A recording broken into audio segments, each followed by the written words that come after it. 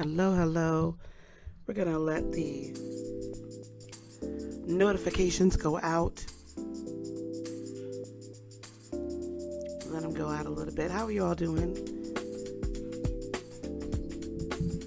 I just have to let you guys know, and I know the voice. I've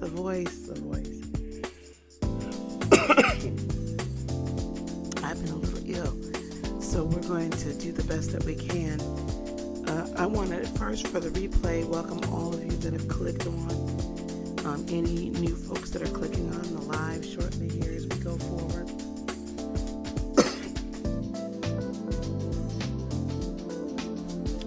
Thank you very much for being here. Hey, Renelle. Thank you to my current subscribers. I want to say welcome to everyone. This is Lisa with Heart of Inspiration, and here at this channel we help you lead a spirit-led, whole and healed, peaceful and prosperous life. Now, hi Gloria. So it's Libra season, y'all. We are in the full effect now, fullness, or should I say when the full moon comes on the 13th, we'll be in the fullness of Libra season, the height of it. And I'll tell you something. Remember I told you now, y'all need to go back and listen to some of the other videos, watch some of the other videos I put out about Libra season and relationships. I've told you all that relationships are going to get a little crazy. Hey, Jeanette. Thank you, dear. It's almost done.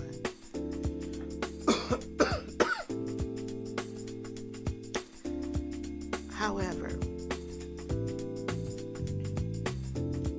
I want to talk today at this height of Libra season or close to it about how to attract your soulmate. And we're going to try to break it down into a few seemingly easy steps, but yet easy, but yet probably the most difficult things you'll ever do. So first of all, a lot of people come on this channel for readings or get their charts read or whatever, and they email me and they ask, what about love? What about love? What about love? And a lot of times what I'll say first is, what have you done for yourself? So point number one, first of all, in how to attract your soulmate is you have to do a self-assessment. Okay? You got to do a self-assessment and be objective about yourself. And what are you looking for in this self-assessment? Happy Monday, Nini. In this self-assessment, what we're looking for is how we truly feel about ourselves. We're going to assess all the different types of people we've been in relationships with and look for some common denominators. Okay? More than just us. How do I look at myself? How do I really feel about myself? What type of people do I let in my life? And this could be friends. This can be family members that you allow to have a really big impact on your life. And then, of course, lovers. Hey, Janelle. So you need to do a self-assessment here. And I'm not saying you need to grade yourself, but you need to start looking at the hard truths. Are you attracting or bringing people into your life or letting people remain in your life that are really building you up? We just talked about this just yesterday, the other day with the full moon. Are we bringing people in that are truly good for us? Or do we continually allow people to spew toxic crap into our lives? Right? Do we really allow for that? What do we say about ourselves? When you look at yourself in the mirror, do you see a beautiful or a handsome, a good-looking person? Do you see a person that's full of love? you see a person that's worthy of love? That's deserving of love? Do you see a person that's ready for their soulmate? Now, if you can't answer yes to those questions, then we need to move on to step 2 after the self-assessment. Step 2 is take a self-inventory. Take a self-inventory. And what are you taking this inventory of? I want you to look at every area that you don't like about yourself, every area you do like about yourself. I want you to also take an inventory of what type of treatment do you actually allow in your life. Now, you might be saying right now, Lisa, what in God's name? What in the world does this have to do with attracting my soulmate? I'm going to get there, baby. I'm going to get there. Just wait a second. How do you look at yourself? True. Like, what is it you like about yourself? What don't you like about yourself? What do you like about how you allow people to treat you? And what don't you like? And this should be in every area. Now, we're all grown here. Okay, we're all grown here. So I'm going to say that you also need to, in this inventory, I want you to take an inventory about your love life as well. Because your intimate relationships and how that interaction happens, what you allow in the bedroom and what you don't allow in the bedroom, has a lot to do with how you feel about yourself on a very basic sacral level. That's part of your inventory. How do you let someone show their physical attraction to you? Right? How do you let somebody, and do you even let somebody love you? But we'll get to that in a minute. And if it's what love life, baby, that's a whole nother thing, chicken wing. Ooh, we got a whole nother set of problems still. So you have to look at that as well. And if there is no love life, oh my gosh, if there is no intimacy, why are we in the relationship with no intimacy? Now, that doesn't always mean, be an adult. Intimacy can be shown in many different ways. So is there any intimacy, and how historically has it been done? Has it been shown? Have you received it? How would you like to receive it? So we got to do an inventory. And the reason we have to do this inventory is for step 3. Step 3, you got to start the healing process. Because you see, beloved, until you are in a space that you're healed, or really on the road to healing, what you are going to continue to do are attract people, the very people that hurt you, because the wound has not been closed up, sutured, and healed up. So the energy you give off basically attracts in people that are out for that taste of blood. I agree, Nene. We'll talk about that after dark. Now, hear me. When I say this, it's like, how we say that sharks smell blood in the water. taste the blood in the water. They sense the blood in the water. So what is it about a shark that is attracted to something that's already bleeding? It can dominate. It can dominate a wounded animal, fish, or human. It can successfully attack something that's already wounded. A heck of a lot easier than if you're whole and healed and you get away. Get back in the boat, get on the shore, do something, harpoon it, I don't know. But if you're able-bodied, you're not easy prey. So when we're unhealed, right? When we're unhealed, we give off the scent of blood, if you will. We give off the scent of, I'm injured in this area. Even if we want to put on a bravado and say we're not desperate for love, look, I'm not going to sit here and tell you that I wasn't desperate for my last husband. I was desperate to get married. Okay? I was desperate. Desperate.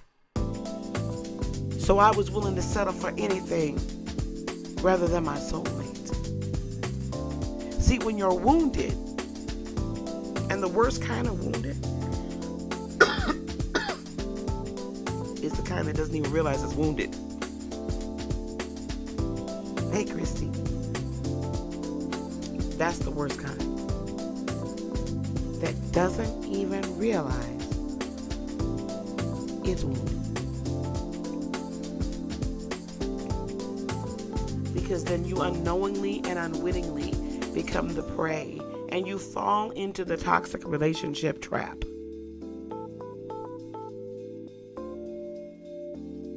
Thinking all the while that you're just skipping along and in a good space. That's why that self-inventory is so important. Self-discovery, right? Self-assessment, self-inventory. And then we do the step 3, the healing process. We got to suture those wounds. We got to start from the sacral chakra, that sense of intimacy, sense of self, sense of self-worth, right? Mantras. Speak good things over yourself. We'll talk about this healing process in a minute. We got to start that healing process, right? Identify your wounds so you know what you need to heal. And typically, most of these wounds are going to be in the sacral, the solar plexus, and the heart chakra. Most of the wounds that cause us to choose the wrong person all the time: sacral, solar plexus, heart. How we at our essence, because humans, our reproductive organs are our essence. That's why when women are barren, a lot of times they'll feel like, I don't really feel like a real woman. Reproductive organs. When men cannot reproduce, right? They don't feel like a real man when that area doesn't function. So this is our area of really our huge who we are at a primal animalistic level. Your solar plexus is your power. So if you're always giving your power over to somebody,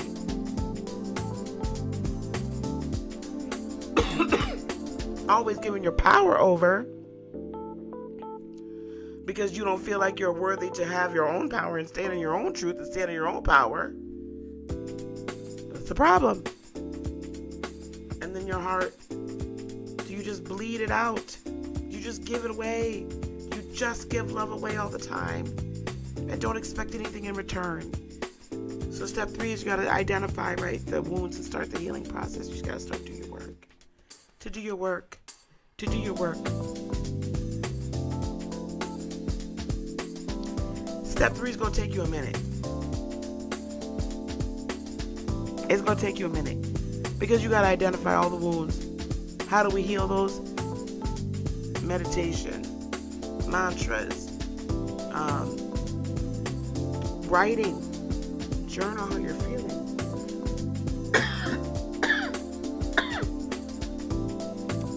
journal these thoughts, these feelings, these emotions, these injuries. So-and-so hurt me at my core because of this. So-and-so hurt me at my core because of that. My mother, my father, my brothers, my uncle, my aunt, friends, first boyfriend, last boyfriend. Put it all together, but write it down. What cannot be spoken cannot be healed. Write it down. So we've done our self-assessment. We've done a self-inventory. Now we go through self-healing. Those are the first 3 things you have to do. What is step number 4? After we've gone through the healing process, step number 4, can we really identify truthfully now, finally, how we deserve to be loved? Step number 4 is self-love. Step number 4 is, wow, these are the awesome things about myself. These are the things that maybe I need to work on, and maybe I want to change, but I love them anyway.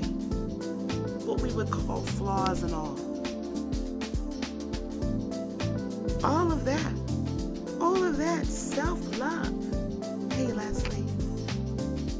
Step 4 in this process is self-love.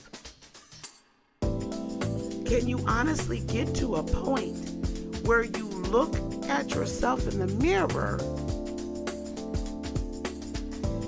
I love myself. I deserve love.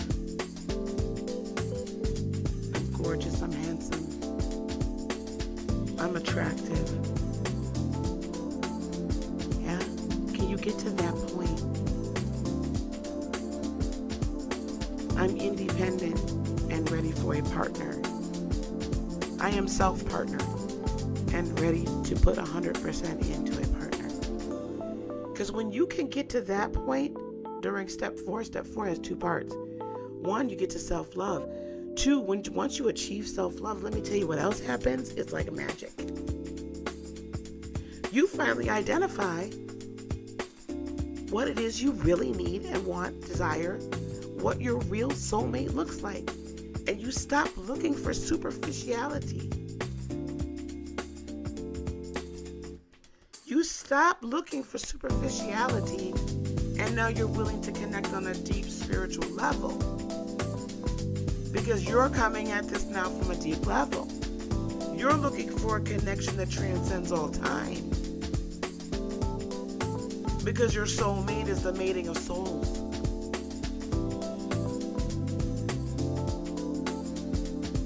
Soulmate. This isn't a karmic connection where you gotta learn something. It clears karma. 2 souls joining together to become one. Now, as you identify the truth about yourself, you then identify the truth about your mate. Truth about self, truth about mate. It all happens at the same time. It's wonderful. It's beautiful. All at the same time. Very clearly, very easily. It's effortless at that point. And you recognize at that point, if you're out dating, it's real quick. You know immediately, you're like, ooh, yeah, no, they do it. No. Ooh, yeah, no. You will identify a needy person real quick. One who has not become self-partnered. A big red flag for me is, I need you to complete me. Oh, boo-boo.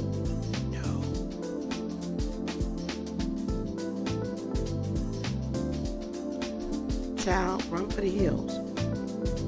When you get to step 4, because you're allowed to date at step 4. You can't date when you're doing 1 through 3, but you can at step 4.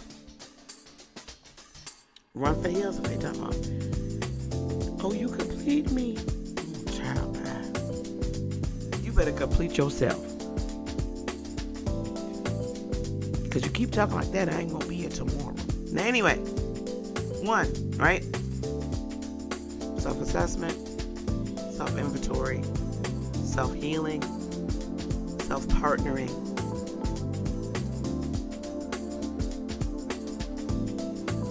what's the final step? Allow love to flow through you and attract that soulmate in. Vibrate at the frequency of your soulmate.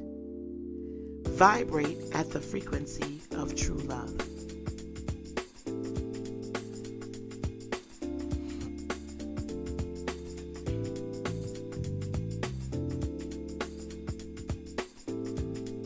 I know, Christy, I know. But vibrate at the frequency of true love. Now put your manifestation game in effect fully. Because once you come to a self-partnered place, once you love yourself, good, bad, indifferent, the dark, the light, everything. Once you love yourself, and once you've assessed and figured out, you know what, I'm not looking for nobody to complete me. I'm not looking to complete anybody. I'm just partner, soulmate, mate. Not completion, not puzzle piece, mate. A complementary situation. I'm strong here, you're strong there. You're strong there, I'm strong here. Complementary. Once you get to that point, true love, when you're self-partnered, settles in as an energetic reality and literally exudes from you. Put the formulation of that soulmate into your mind,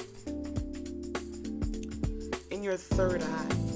Let this relationship, what this soulmate relationship truly looks like, to settle down in your heart. And then send out your energy. Send out that true love. This is the type of person that I wish to be in partnership with. Doesn't even necessarily have to have a certain look or this, but it's fine. But attract that person's spirit to you by being that magnet and that frequency. So after you've done your self-assessment, after you've done your self-inventory, after you've done your self-healing, after you've become self-partnered, now become your master manifester and draw them into you. Because now you're ready to bring in that soulmate. And trust and believe me, the soulmate will find you quicker than you think. Christy says she had to delete a few love songs because the person singing had those "You Complete Me" and "I'm Nothing Without You" lyrics. Yes, that's so true. You are everything without someone else. You don't need someone else to complete you. Not another human being. So those 5 ways, that's the 5 steps to attracting your soulmate. Those are the 5 steps. And it sounds difficult. I'm going to tell you the hardest ones are going to be 1 through 3. But those are the ones where you get the most, help, mentorship, right? But when you get past 1 through 3, 4 and 5 is a breeze. Hey, Quartz Quantum.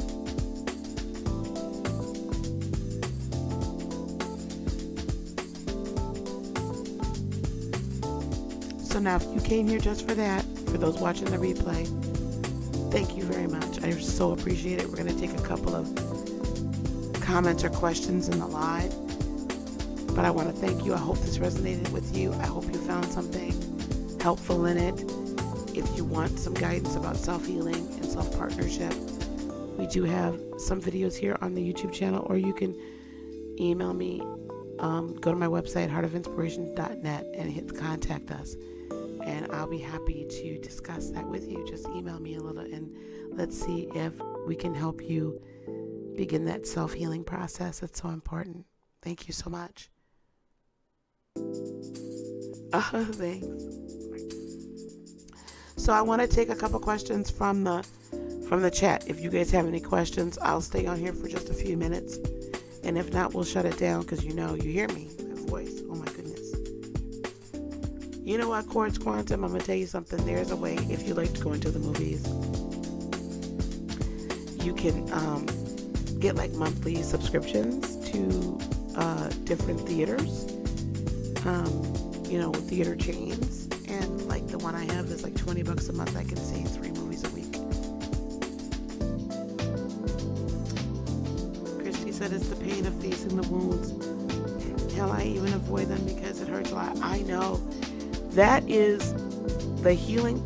Step number 3, self-healing, is the most critical step, and it's the most difficult step. Because we do have to face our wounds. We do have to face our past. We have to forgive ourselves for our past and making those choices. We have to cut off the guilt and the shame. There is never guilt about loving somebody. Never feel guilty about loving, well, unless it's illegal. And you know what I mean. But if it's an adult consensual relationship, never feel guilty about that. Because those are your true feelings. There's nothing wrong with it. We love and we learn, right?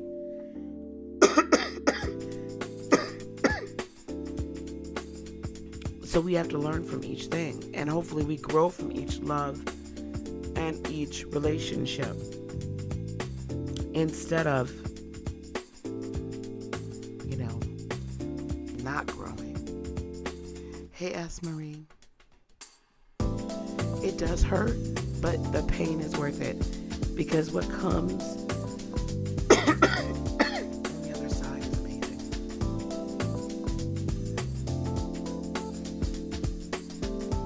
Okay, do we have any questions?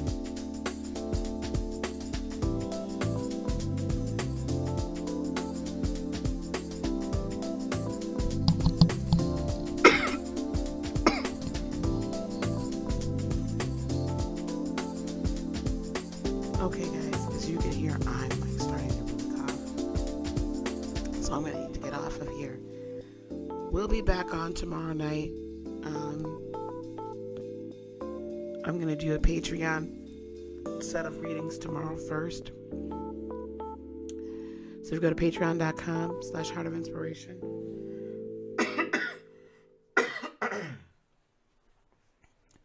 Those of you that are my Patreons, I'll be on for about an hour. We'll do some readings there for you guys. And then, I don't know, you might see me in these YouTube streets tomorrow night too. But for sure Wednesday. Okay, guys? And if you have any questions, feel free to email me. Guys, I choose to talk about relationships and empaths and narcissists a lot. And I think it's time for me to start talking about that again, especially Libra season.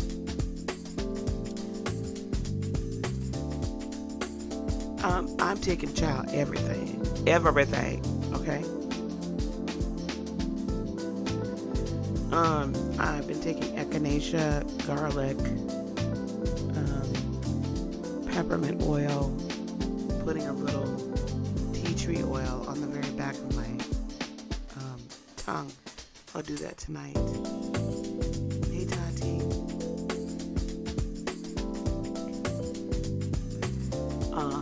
So yeah, we've been doing everything. It's almost done. It sounds worse than it is. But yeah, we got to talk about these relationships. And what you're going to hear from me, and most of it, is our own inner healing. We attract that which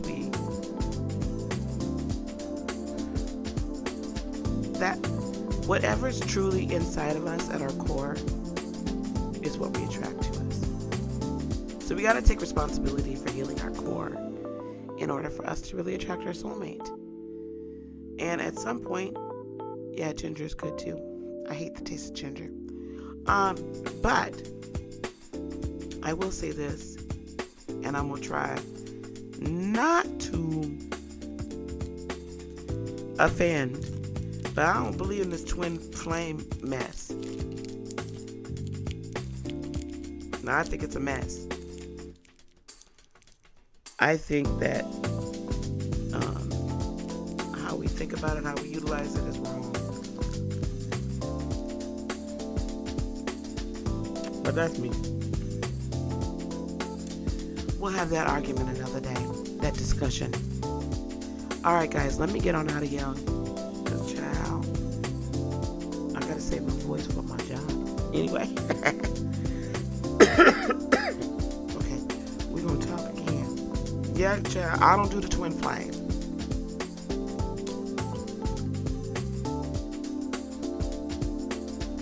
It makes no sense to me. None. Why separate two souls for them to come back together and then one person's always running and this and that and the other?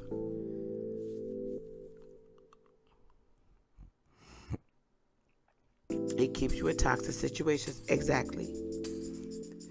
And we're going to talk about, you know what, Wednesday, that's what we're going to talk about. We'll let this be relationship week.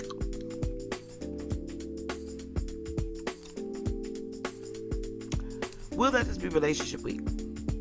So Wednesday for sure, we're going to talk about toxic relationships. We'll get back on our empath and narcissist tip. Because too many people are popping up again on this and having issues. So we'll touch on that again a little bit.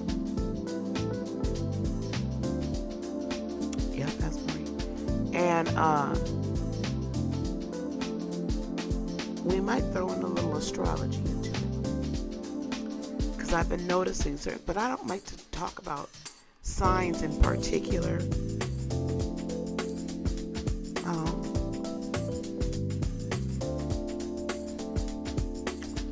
But I do feel like there is a certain energy. I do believe you could be a narcissist in just about any sign. But what might be interesting is for us to talk about what does a narcissist look like in each particular sign that you're dating.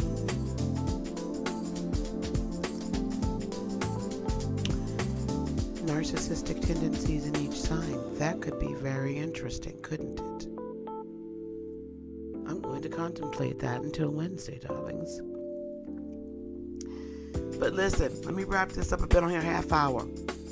This is good enough for everybody else. Thank you, Miss Candy Cane. We gonna get out of here. You guys love yourselves, please. Be kind to yourselves. Love yourselves. Respect yourself. Honor yourself. Okay? Love yourself as much as I love you. Peace, love, blessings, and joy be unto you today, tomorrow,